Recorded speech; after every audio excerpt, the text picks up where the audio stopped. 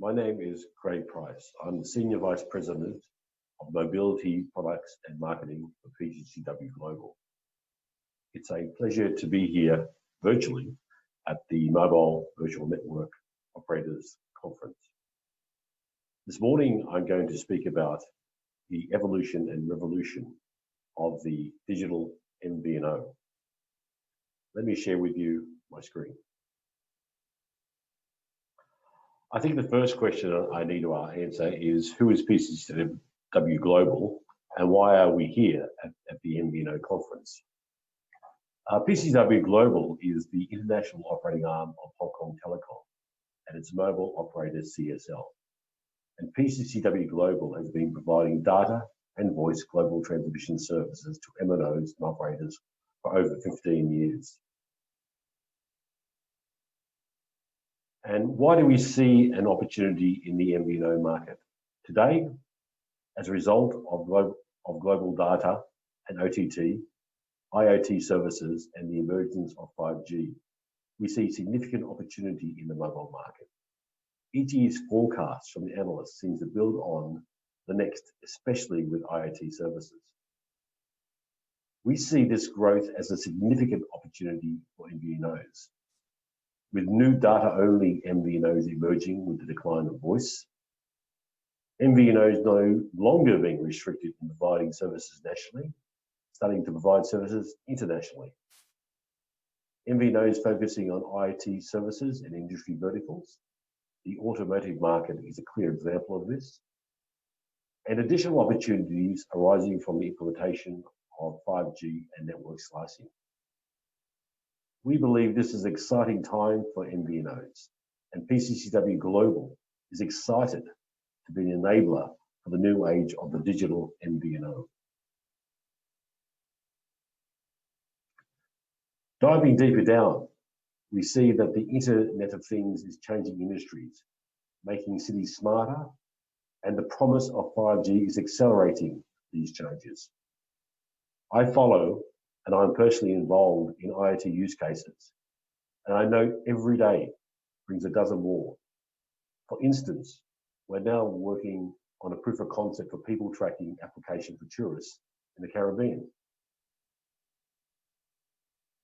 But 5G puts IoT on steroids. 5G is accelerating this development, opening up opportunities way beyond mobile and what MVNOs traditionally do, and enabling the nimbler MVNOs to take advantage of these market opportunities.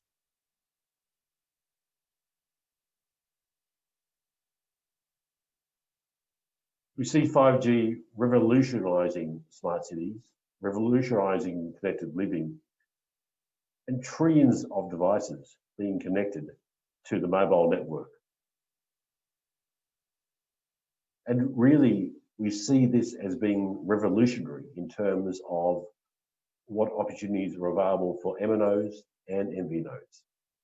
And more on how the MVNOs fit into this a little later on.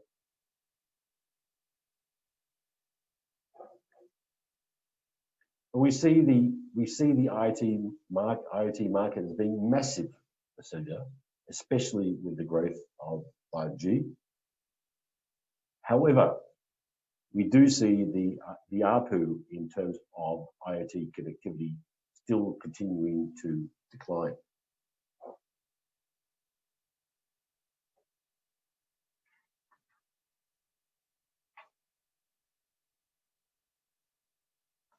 So really, what we're thinking of, where is the money? And really, what is the market revenue by service types?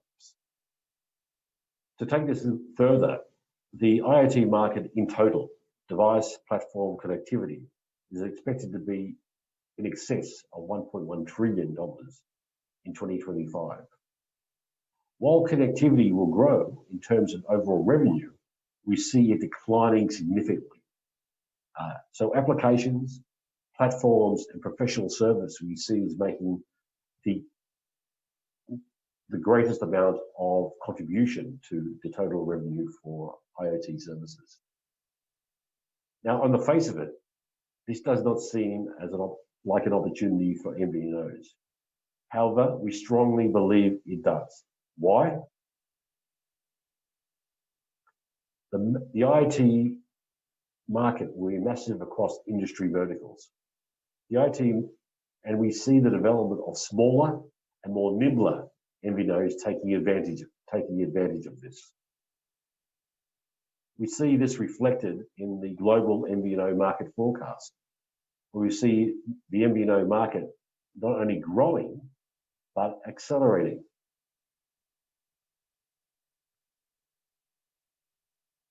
Why? Because we see the growth of the IoT space and the M2M space really being a proxy for the growth of virtual operators. The reasons why? Well, if I look at the IoT and 5G deployment scenarios, firstly, IoT and 5G supports service use cases and end-to-end service-based architecture. So it's all about the services and the applications.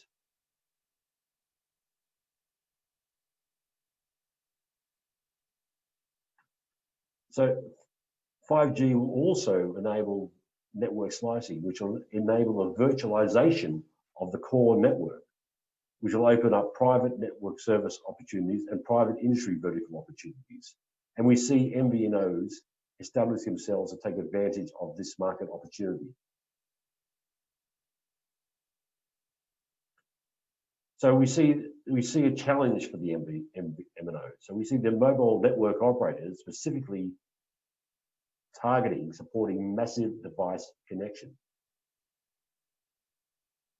However, as I mentioned previously, industry use cases are particularly important in the take-up, provision, and supply of IoT services.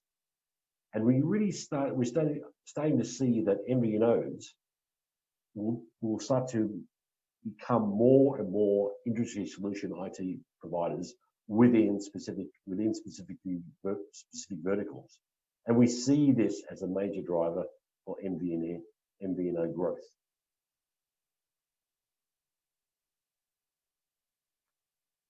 Therefore, it is expected that industry-specific vertical operators will emerge to provision and manage the massive volume of IoT and end-to-end solutions. So we see it as only natural that MNOs will begin to partner with MVNOs to provide these additional services. And our development is actually focusing on this and working at supporting the growth of MVNOs in this particular market segment. Certainly, we're seeing it in Hong Kong with CSL, and we're going to see the same thing develop globally. For us, PCCW Global, we've been working with our sister company, CSL, one of the most experienced hosting MNOs in the Asian region for over 20 years. We ride on our in-depth knowledge and quality network. Together with excellent and competitive roaming coverage, especially in Asia, we can provide a wide range of MVNO services, including the full MVNO, light MVNO, IoT, MVNE, IMSI resell, sponsored roaming, and IPX connectivity for our MVNO partners. Based on our solid understanding in the market, together with our agility of full customization capabilities, we can offer the most suitable and substantive solution to meet customers' requirements. We are confident that we can help our customer to meet the market demand continuously, even though it's a rapidly changing environment. In addition, as an MNO, we have access to competitive coverage and rates in Asia. In fact, you can say we are the gateway to Asia. And we also have profiles available in the UK. We partner with best-of-breed platform and major cloud suppliers to enable MVNOs to fully digitize their services, which is crucial in today's market. We're also putting in place a software-based MVNE platform to vastly reduce onboarding time and costs for new MVNOs.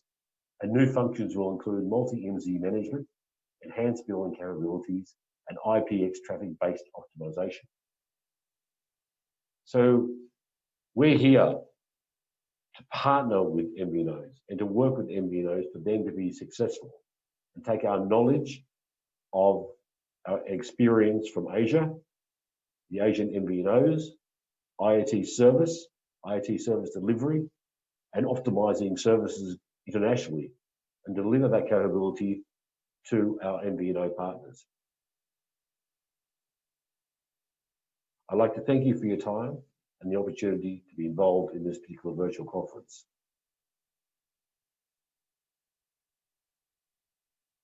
Thank you.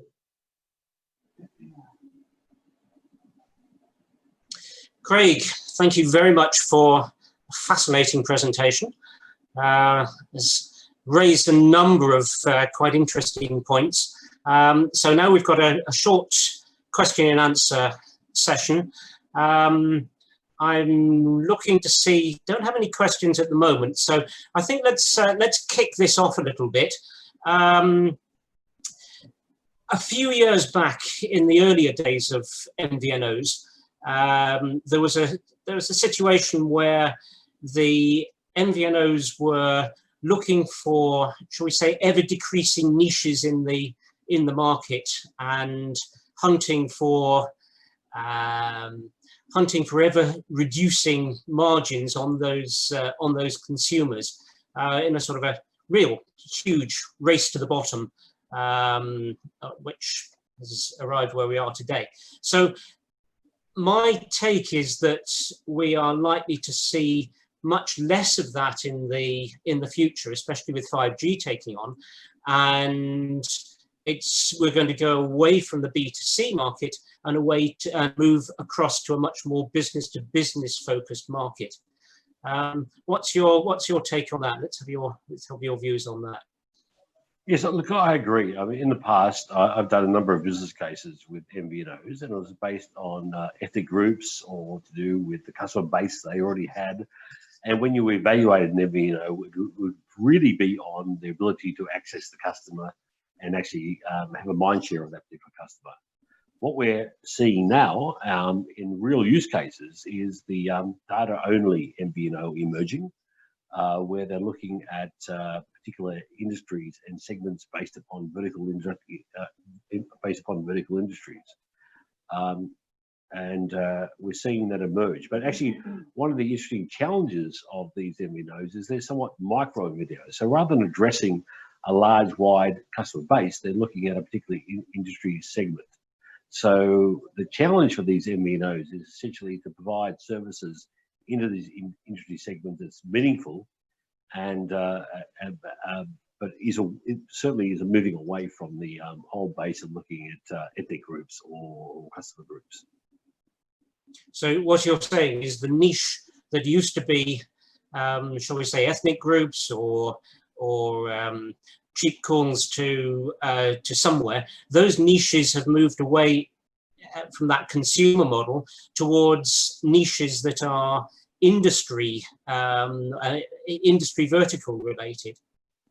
Yes, I fully agree. I mean, before the aviation industry had a very nasty setback, we were doing a lot of work in that particular industry segment, and we were looking at the services into an airport, but also the servicing of planes and the data from those particular planes.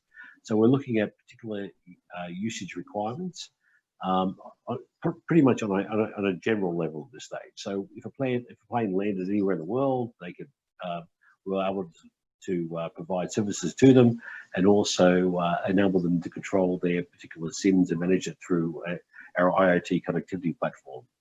But that's a fairly basic service. We would see that MVNOs could emerge from a particular industry segment, whether that be aviation, with aviation experts, and they provide the wherewithal or know-it-all to actually provide the services into that segment. That's certainly possible under 4G. I think under 5G, and certainly network slicing, the ability to manage SLAs, and the ability to provide services to a lot more devices, I think the use cases for industries will begin to differentiate even more significantly. And I think there's a great opportunity for MVNOs in that particular space. Why I think the MVNOs will take over that space is that I think that the MNOs will have difficulty being able to manage multiple vertical segments and multiple industries, multiple industry requirements, and the applications that will emerge in those particular spaces. So generally, I think there's a great opportunity for MVNOs in industry verticals, and I think that that'll change the profile.